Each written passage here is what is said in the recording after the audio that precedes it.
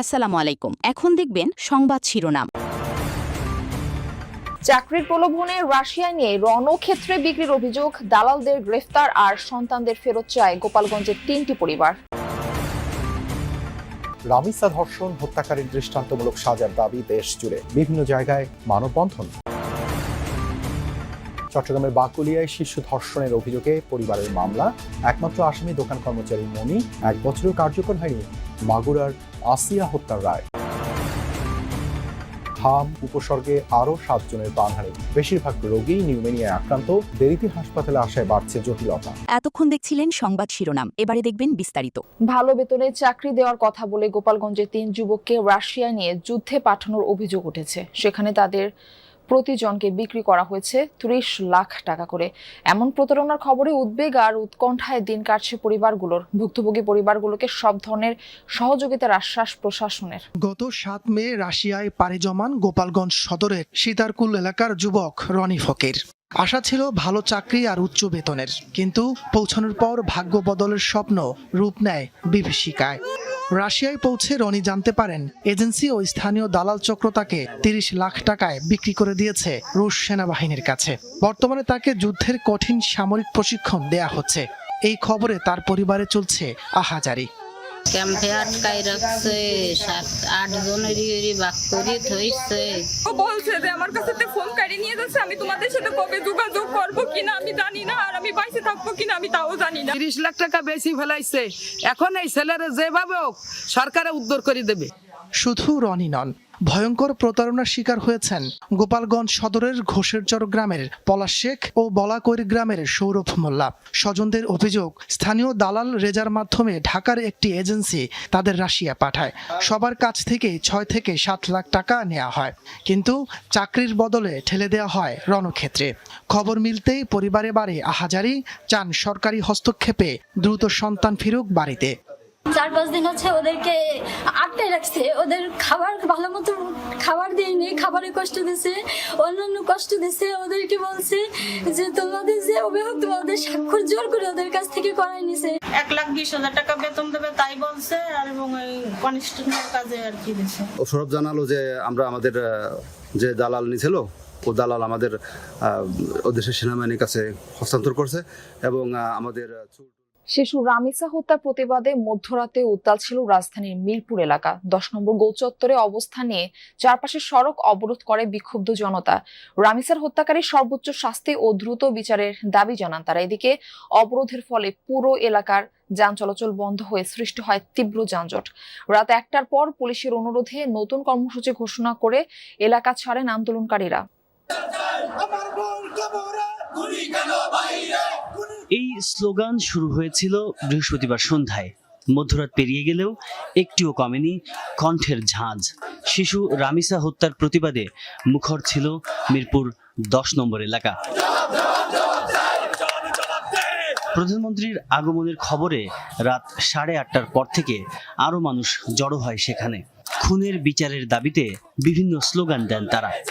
আমরা মেয়েরা সেফ নাই বাংলায়, যতক্ষণ পর্যন্ত শাস্তি না হবে আমরা রাজপথ ছাড়বো না।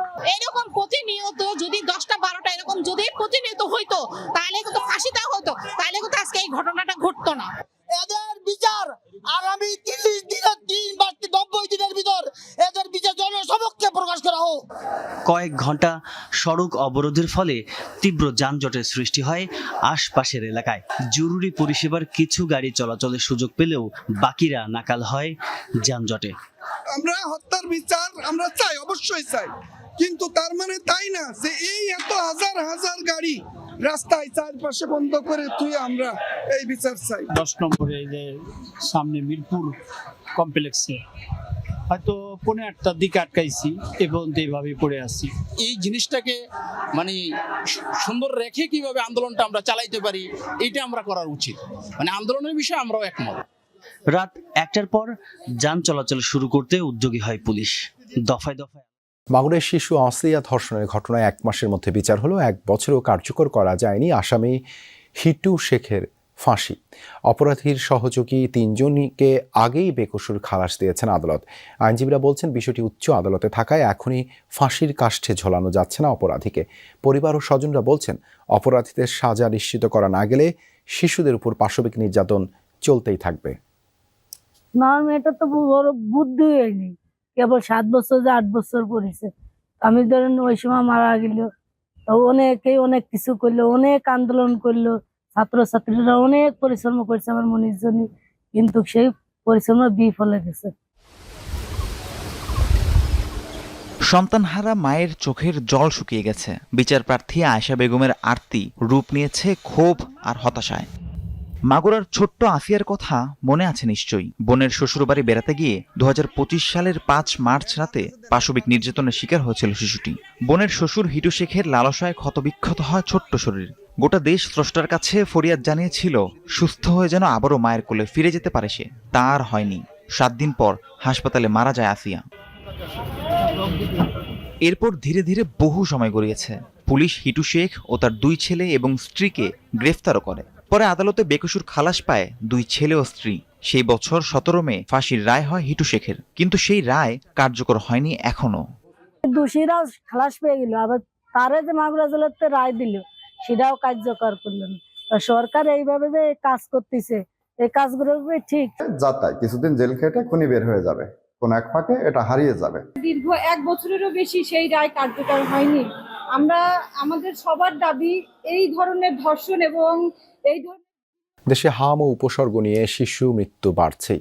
24 ঘন্টায় সিলেট ও বরিশাল বিভাগে প্রাণ গেছে আরও 7 জনের। এর মধ্যে সিলেট ওসমানী মেডিকেলে 2 এবং শামসুদ্দিন হাসপাতালে মারা গেছে 2 জন। সুনামগঞ্জে মৃত্যু হয়েছে 1 জনের। প্রাদুর্ভাব শুরুর পর সিলেট বিভাগেই প্রাণ গেল 47 জনের। হামের উপসর্গ নিয়ে নতুনভাবে বিভিন্ন হাসপাতালে ভর্তি হয়েছেন 74 জন। মোট চিকিৎসাধীন 226। হাম উপসর্গে গত 24 ঘন্টায় বরিশাল ও ভোলায় মৃত্যু হয়েছে 2 শিশুর। বাকি 4 বিভাগের বিভিন্ন হাসপাতালেও রোগীদের ভিড় রয়েছে। কিছু কিছু স্থানে শয্যা সংকট দেখা দেয়, মেঝেতে রেখেও রোগীদের চিকিৎসা চলছে।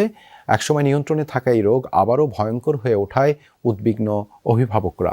এই মহামারী বা কোন ভাইরাস আইলে তো মানুষের মনের মধ্যে অবশ্যই আতঙ্ক থাকে, তো অবশ্যই বই কাজ করতেছে। যে আমি ছাত্র মেডিকেল আসলাম, ওখান থেকে আমার রেফার করছে, কইছে যে ওনাওয়ালা গিয়ে চিকিৎসাটা ভালো হয়। হামের পরিস্থিতি উদ্বেগজনক, তবে আতঙ্কিত না হয়ে যত দ্রুত সম্ভব চিকিৎসকের পরামর্শ নেওয়ার আহ্বান জানিয়েছেন চিকিৎসকরা। রাজধানী ডিএনসিসি কোভিড ডেডিকেটেড হাসপাতাল দেখা যায় সকাল থেকেই রোগী ভর্তি চলছে। গত 24 ঘন্টায় হামে আক্রান্ত হয়ে নতুন করে আরও 128 জন রোগী ভর্তি হয়েছেন ডিএনসিসি কোভিড ডেডিকেটেড হাসপাতালে। হাসপাতাল ছেড়েছেন 129 জন। এর মধ্যে নতুন কোনো প্রাণহানি হয়নি বলে জানিয়েছেন চিকিৎসকরা। এই হাসপাতালে হামে আক্রান্ত মৃত্যুর সংখ্যা 31 জন।